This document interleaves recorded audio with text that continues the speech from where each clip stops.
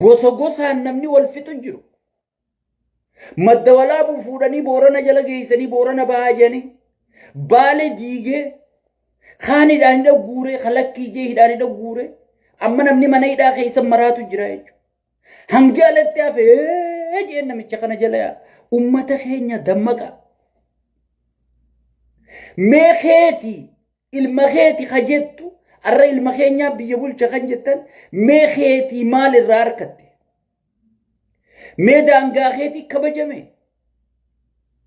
Arra bar Somaleen boontee bar miila walirra keeyse gaafii takka malee du'aatii takka malee laffaatii takka malee Oromiyaa bar hawaashii ol murochuuf qophaa'u jirti bar. Yaa obboleeyyan kiyya mee dhageeffadha. Qophaa'u jirti bar. Abdiilleen dheengadda miliyoonaan buqqise. Abdiilleen miliyoonaan miskiinomse. Abdiilleen miliyoonaan ummata keenya fixee fi ajjeesee dhiiga dhuge. Jeel Ogaadin jedhanii maqaatti baasanii azaaba Ogaadin. Azaaba addunyaarra hin jirre Oromoo garsiise. Arra mannisaa Finfinnee keessatti beeta mangistii bira jibbita. Dhugaan si'in. Ispeeshaalota warra gartee reed haatii kana warra koofiyaa diima kanaan Rippaabilikaan gaardii kanaan eeggamaa jechuudha. Warri dheengadda waliin ajjeefnu duutii haa dhaabbattu. Nugaha bakka dhoyne dadhabne duutii nurraa haa dhaabbattu jee akka taayyee danda'a mana hidhaa jira bar mana dukkanaa keessa jira. Taayyee dhiisanii ilmoo isaa ta'amas sadii haadhaa wajji ala darbanii jirti bar. Namni paartii tana laffe osoo keenya ta'e osoo keessa akka isin jettan kana keessan ta'e sigale kabajaa hayyoota keetii qabaa bar. Jaawar Maammakka gartee irra laffa'ee ilmoo ifii dhalirratti osoo hangas takka laffeen PP arraa OPDO kaleessaa nama fudhachiise arra bar halkanii guyyaa faarsee bulaatti bitteetti mindeessitee arrabsisiisaa jirti bar. Lammaa Magarsaa kan namni isa laallatee hooggansa kanallee amane arra bar cabbii Awurooppaa keessa oofti bar. Xaaqataan baaftee sheeyxaantichi. Geetaachoo Raddaa kan dheengadda likkii isa naquu ture hammatee arra Baale keessa deema. Sibaat Naggaa kan miliyoonaan doonii guutuu markaba guutuu biyyaa hachisiise tikeeta irraa muree biyya alatti ergee jechuudha. Dabarsiitii hoogganaa ABO kan akkasitti hidhanii ajjeesan san battee urgeessa. Battee urgeessa akkasitti hidheeti laa gaarbicha keessa darbee jechuudha. Dikee keessa darbee jechuudha. Sigala. Dikee keessa darbee jechuudha. Nama hangan takkasi tuffatu keenya jetta sigala. Mee deebii afaan Oromoo tamtu sii deebi'e mee naa himu. Mee bara wayyaanee waan qabdu tan amma dhabde moo tan bara wayyaanee qabdu tan amma harkatti tami. Tami mee naa himu. Amma propagandaan deemuu akka fedhe yoo ta'ellee keenya propagandaa juu deemaa jechuudha. Ummata keenya nuti information isiniif finna isiniin geenya ka hujirra walchuu qabu isinii jechuudha. Katti fayyadamuu qabu ka dammaqee gartee diina ifiif irraa eeguu qabu isinii jechuudha. Sigal namichi kun abbaa gadaa sirra rashane diinaggeedhaan si uggure. Nama keessaa si baase sigale ilmaan kee fuudheeti gartee lola Tigraay sanitti ficcisiisu jira arra naannoo Amaaraa geessee ilmaan Oromoo dhumu jira meesuma nyaachuu mal si dhabamsiisuuf qophaa'ee jira jechuudha.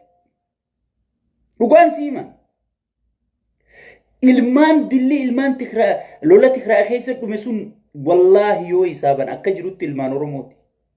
Arraas kan fannoon akkasii wali qabdee kaloonii yaabtuu fi qabri gayyaasu jirtuu fi kamadaa'ee naaffatee ka ija dhabe harkirraa murame ilmaan Oromooti. Kan inni qayyibaar jee gartee ichi haasee ficcisiisuu deemus ilmaan Oromooti. Ummata Oromoo dammaqa. Hayyoota keessan dhageeffadha. Wal jala deemaa ummata keenya burjaajii keessaa ba'a. Ummata faayidaa ifiitiif iyyuu jalan deemina. arra namni abiyyi deeggaraa mootummaan kun mootummaa keenya juu gartee warra faayidaa fiitii deemu warra maal na dhibde anniin nyaadhaa juu sigale isin osoo cal jettanii teeysanillee nuti akka gartee booda isinirratti lakkaa'amneef isinii waywaachuu jirra malee wallaahi abiyyi oolchuu hin dandeessan. Abiyyi fi fajjeessu jira ifi kuchiisu jira jechuun sigale.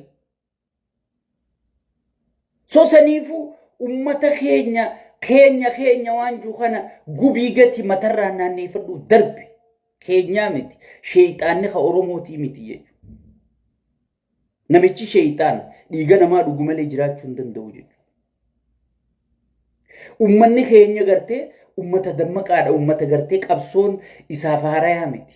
Arra kan miidiyaa qabnu kana hayyoota qabnu kana dhiisi gaafa gartee bara dukkanaa sanu abbootiin teenya wal barbaadaniiti dhufanii qabsoo ajaa'ibaa tokkummaa keenya nu jabeessanii jechuudha.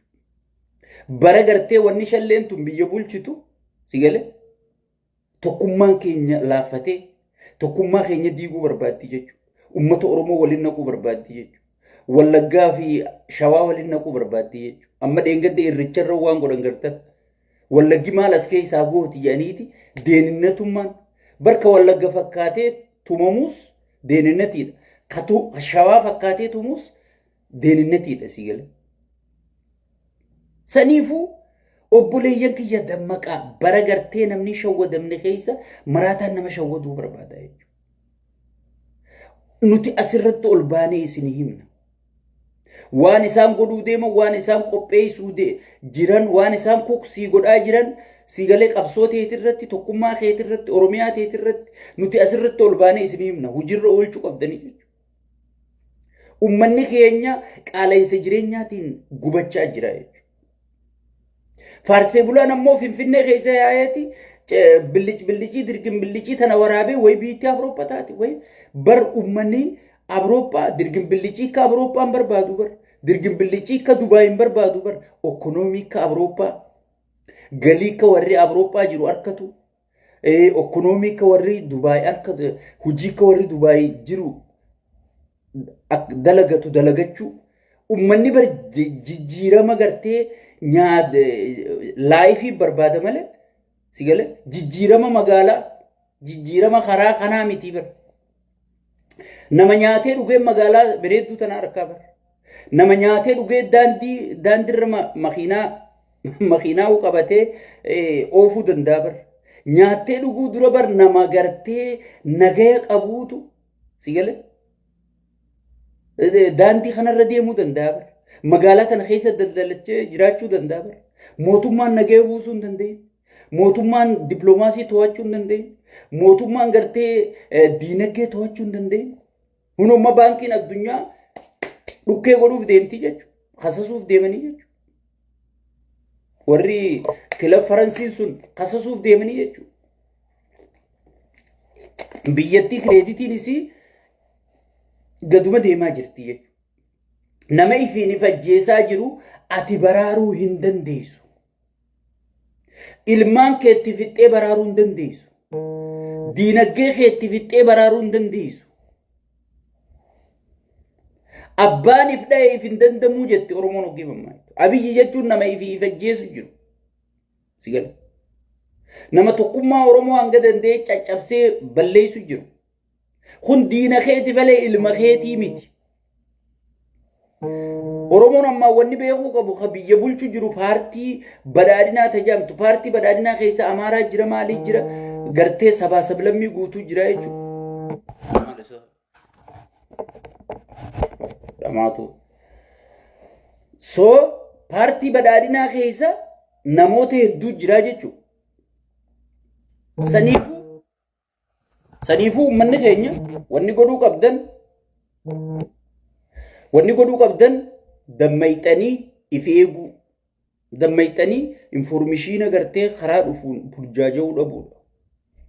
Amma warri asirra oree mootummaan kun mootummaa Oromooti, mootummaan kun mootummaa maali, mootummaan kun miixirqishoodha, abalu gartee silaa osoo abalu ta'uu baatte ni du'a akkasitti abalu arrabsee manuma hidhaa geesse malee hin ajjeefne minaamin jedhaniiti gartee akka waan sheexaanni kun nama nagaatti dhiyeessuu barbaadanii jechuudha. Obboleeyyan kiyya ummanni keessa jiru amma abbaa duulaa qaallicha kanaa wajji dhaabbata.